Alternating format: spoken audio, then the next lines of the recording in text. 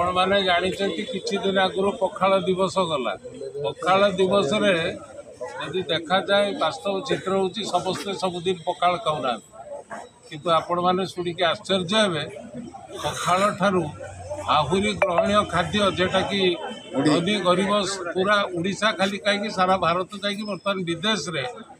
मुढ़ीर बेसी आदृत रही तेणु आमे सिद्धांत करुचु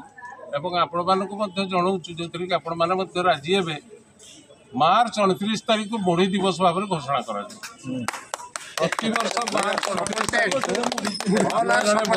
आपण जड़े वरिष्ठ सांबादिक अच्छा दिल्ली दूरदर्शन को आरंभ करके ऑल इंडिया रेडियो पर्यटन से संघर पुणी आप जड़े कार्यकर्ता आम सरकार जनाऊँ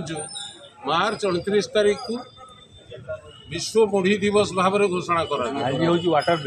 निश्चय निश्चय